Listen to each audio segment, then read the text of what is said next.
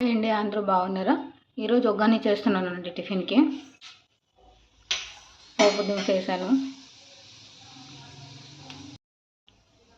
కొద్దిగా కరివేపాకు, అలాగే పచ్చిమిర్చి అండి. ఇది మంచిగా ఫ్రై అవ్వాలండి పచ్చిమిర్చి.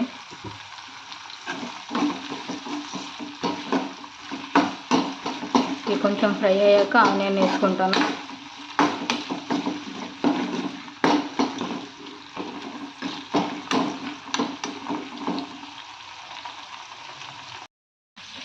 చింతపండు కూడా తీసుకున్నానండి, నానబెట్టుకున్నాను.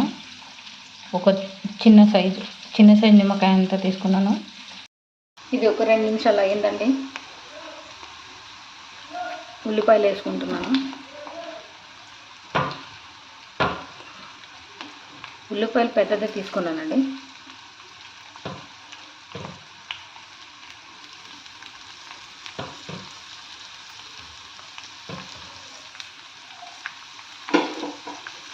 ఇది కూడా మంచిగా ఫ్రై అవ్వాలి. ఇప్పుడు దీనికి నేను పసుపు, ఉప్పు అన్నీ వేసేసుకుంటాను, తొందరగా మగ్గుతాయి.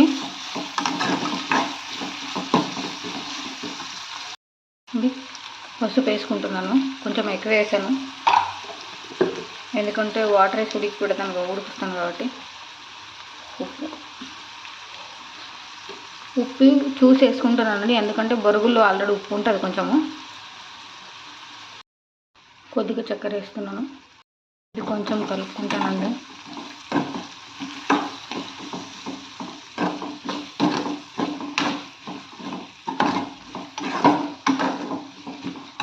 పసుపు రెగ్యులర్ కన్నా కొంచెం ఎక్కువ వేసాను, ఎందుకంటే వాటర్ వేస్తున్నాను కాబట్టి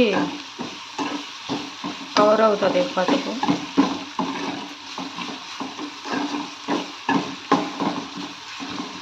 ఫైనల్లీ దీనికి టమాటా వేసుకుంటున్నాను. కొంతమంది ఒగ్గానికి టమాటా వేయరు, కాకపోతే నేను వేస్తున్నాను.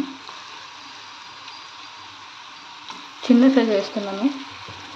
మాది చింతపండు పులుపు లేదు, అది అందుకే.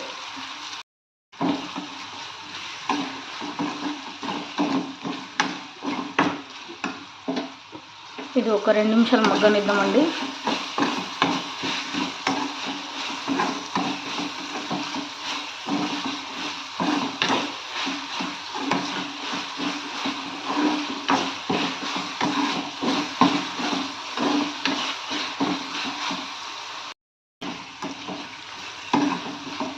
ఇది మాత్రం అయ్యిందండి. చింతపండు పులుసు వేసేసుకుంటాను.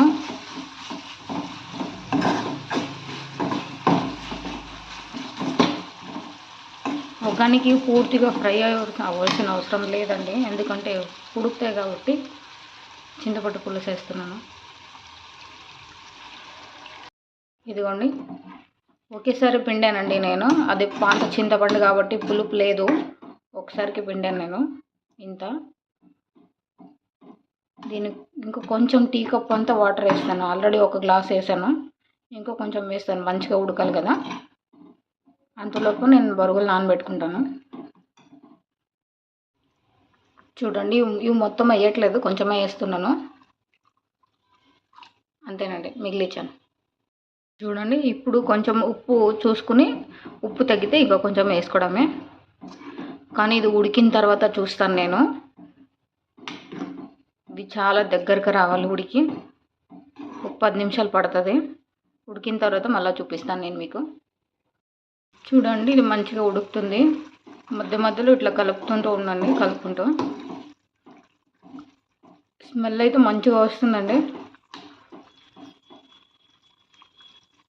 ఇది సగం ఉడికాక కొత్తిమీర వేసుకుని మళ్ళీ 2 నిమిషాలు ఉడుకుతానండి, స్మెల్ మంచిగా వస్తుంది అండి. బొరుగులు దీంట్లో 2 కప్పులు తీసుకుంటాను.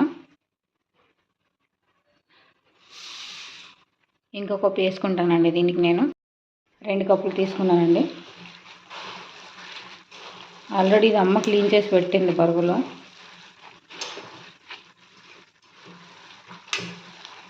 అది ఉడుకుతుంది, అది ఉడికేలోపు ఇవి కొంచెం నానతాయి.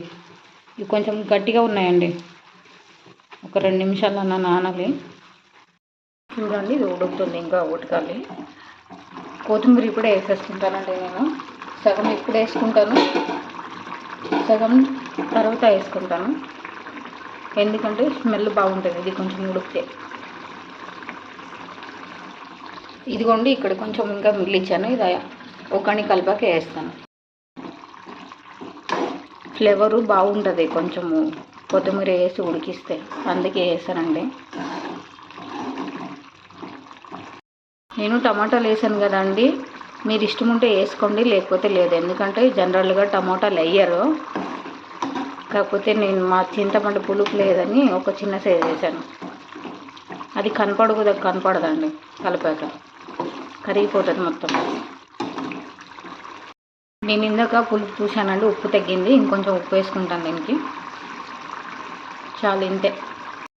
చూడండి ఇది మాత్రం ఉడికింది, చాలండి. మళ్ళీ తీరా గట్టి అవ్వాల్సిన అవసరం లేదు. స్టవ్ కట్టేసుకుంటానండి, కట్టేసుకొని కలిపేసుకుంటాను. చూడండి కొంచెం పక్కకు పెట్టాను నేను, తీసి ఎక్కువ అవుతుందని. ఎందుకంటే నన్ను ఒక్కదానికి కాబట్టి నేను కొంచెమే కలుపుకుంటున్నాను. ఇంత తక్కువ అయితే మళ్ళీ వేసుకుంటాను నేను, సరిపోతుంది అనుకుంటున్నాను. చూడండి ఇప్పుడు దీనికి పుట్నాల పొడి వేసుకుంటున్నాను.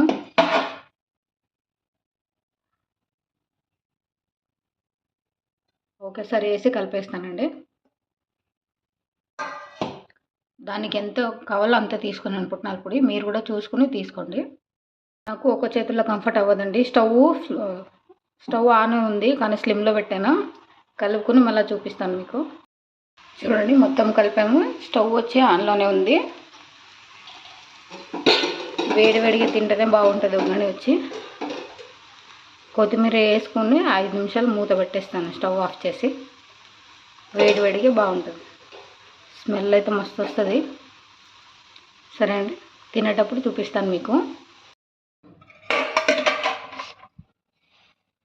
చూడండి స్మెల్ అయితే అద్దరిందండి. తినేసి ఎలా ఉందో చెప్తాను మీకు నేను. దీంతోపాటు మిర్చి ఉంటే బాగుంటుంది, లేకపోతే ఇంట్లో శనగపిండి ఖాళీ అయింది, అందుకే చేసుకోలేదు.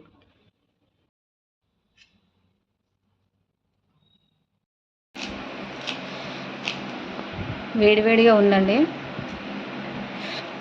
కానీ వేడివేడిగా ఒకసారి తినేసి చూడండి, ఫిదా అయిపోతారు. మళ్ళీ వేడిగానే తినాలనిపిస్తుంది.